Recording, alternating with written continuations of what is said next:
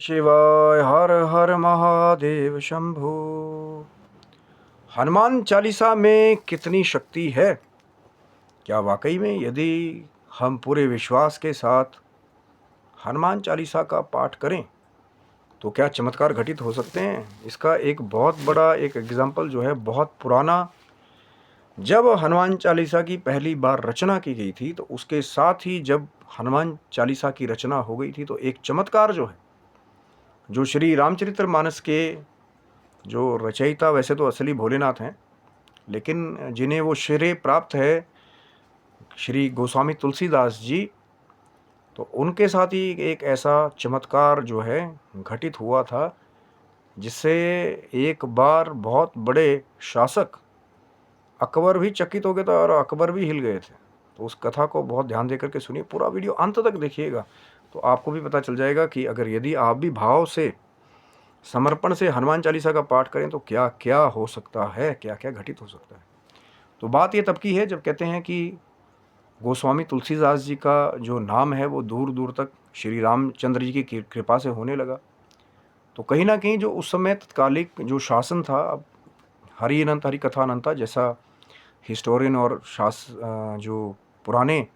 साहित्यकार बताते हैं, तो वो जैसी कथा प्राप्त हुई वही मैं आपके साथ शेयर कर रहा हूँ। तो कहते हैं कि उस समय अकबर जी का राज था। तो कहते हैं जब बाबा तुलसी की ख्याति के बारे में उन्हें पता चला कि कोई ऐसा है, तो पहले क्या करते थे कि या तो उन्हें चैलेंज किया जाता था कि अपनी जो ये देवत्व जो आपका नाम हो रहा है कहीं ना कहीं, क्योंकि सभी राजाओं को कई बार जो है अपने राज्य में अपनी सत्ता के खिलाफ कोई और जाता दिखे तो कई बार उन्हें भी ये होता था कि पहले पता तो किया जाए कि जनता को कोई बेवकूफ़ बनाने वाला है या सही में किसी के पास कोई सिद्धि या शक्ति है। तो इसी डाउट के चलते कहते हैं बाबा गोस्वामी तुलसीदास जी बहुत ही सरल स्वभाव के थे। तो जब वो गए अकबर के दरबार में और उन्होंने रामचंद्र जी की जो कृपा का बखान किया वहाँ पे जाके, तो फिर कहीं ना कहीं उसे अप्रसन्न होकर के, अब पहले व्यवस्थाएं बहुत सारी होती थी, कई बार राजाओं को भी जो उनके जो सह मंत्री होते थे उनकी सलाह के ऊपर भी कई बार कुछ कार्य जो है वो ना चाहते हुए शायद करने पड़ते थे। तो इसी रामचंद्र जी की महिमा का गान जब किया बाबा तुलसी ने वहाँ जा कर के, तो इससे अप्रसन्न होकर के फिर बाबा तुलसी को जो है वो जेल में डाल दिया गया था। बिल्कुल सत्य कहानी है, या आप श्री रामचरितमानस में भी जाकर के जो बाबा तुलसी ने जो इतनी बड़ी कृपा लिखी है, तो वो रस जो है वो वहाँ पे भी आप जो है उसको जब सुनेंगे कि आगे क्या चमत्कार घटित हुआ,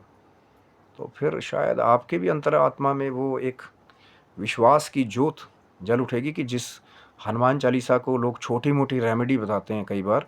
कि नहीं नहीं कोई भूत प्रेत आ जाएगा, हनुमान चालीसा बहुत छोटी मोटी रेमेडी है।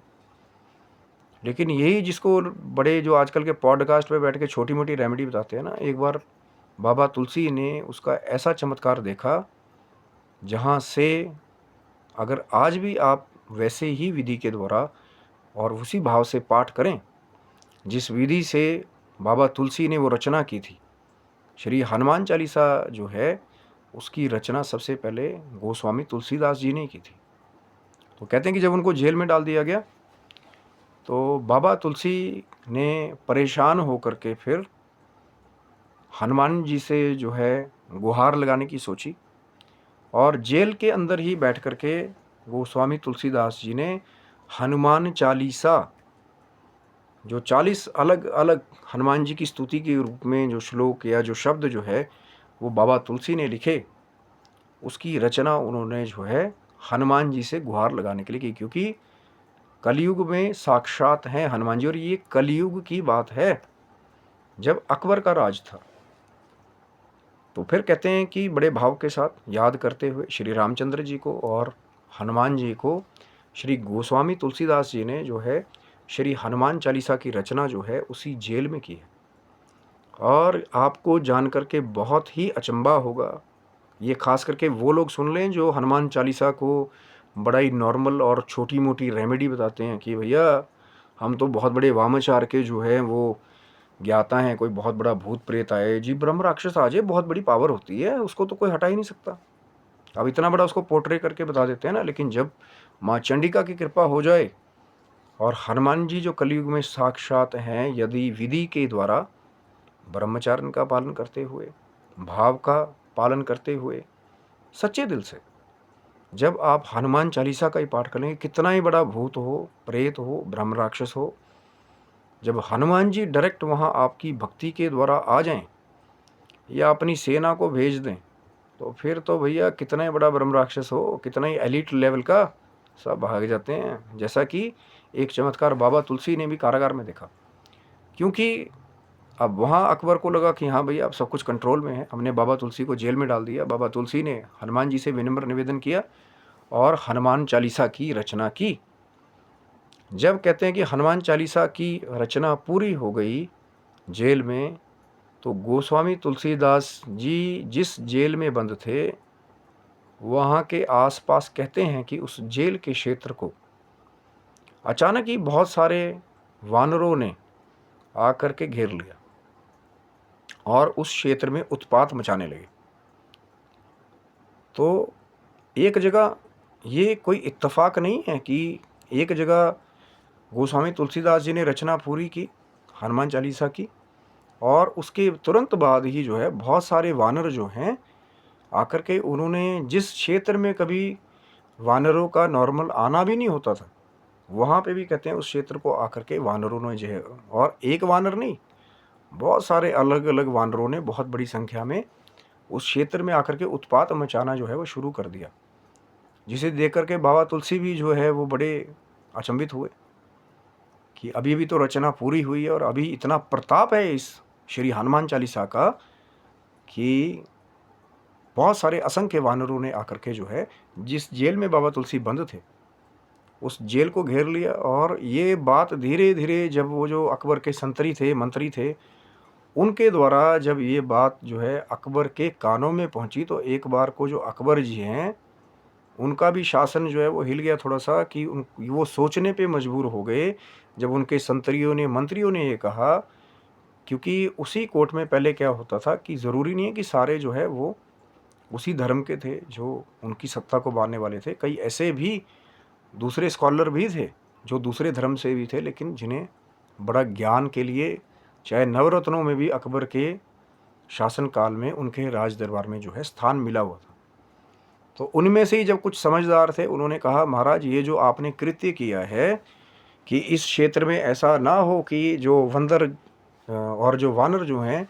जो बड़ी असंख्य संख्या में हमारे क्षेत्र में आ गए हैं, कहीं ऐसा ना हो कि अगर आपने बाबा तुलसी को नहीं जो है छोड़ा, क्योंकि ये जो सब कुछ हो रहा है,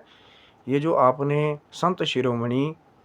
गोस्वामी तुलसीदास जी को जो है वो बंदी बना लिया है, ये उसी वजह से घटित हो रहा है। तो आपको जो है अब यही करना चाहिए कि आपको बाइज्जत जो है गोस्वामी तुलसीदास जी को जो है वो बरी कर देना चाहिए, नहीं तो ऐसा ना हो कि ये उत्पात बढ़ता बढ़ता जो है हमारे सारे इस राज्य को जो है नष्ट भ्रष्ट कर दे। तो वहाँ पर कहते हैं कि अकबर को भी बाद में बहुत विचार विमर्श करने के बाद ये ऑर्डर देना पड़ा था, ये आदेश देना पड़ा था कि बाइज्जत जो है श्री गोस्वामी तुलसीदास जी को जो है वो रिहा कर दिया जाए। और इसी से वो लाइन जुड़ी हुई है जो लिखी है ना बाद में, जो शतबार पाठ कर कोई, छूट ही बंदी महासुख होई।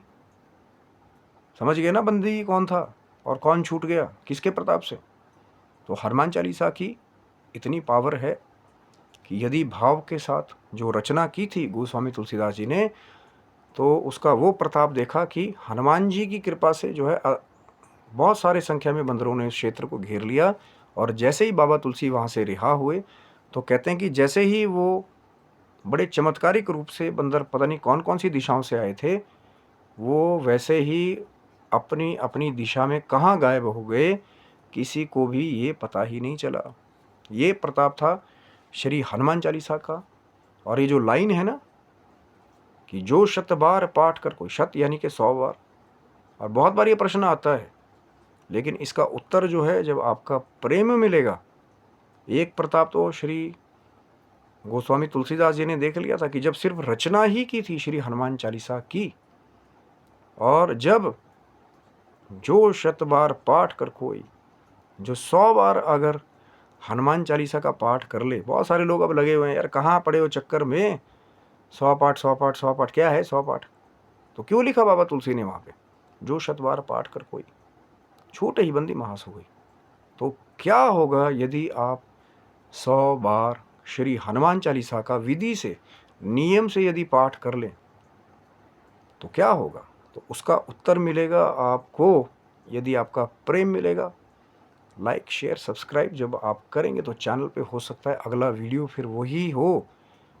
कि क्या होगा यदि आप हनुमान चालीसा को 100 बार या 108 की विधि से सिद्ध कर लें। फैक्टफुल बात करने की कोशिश करेंगे, कोई भ्रम नहीं।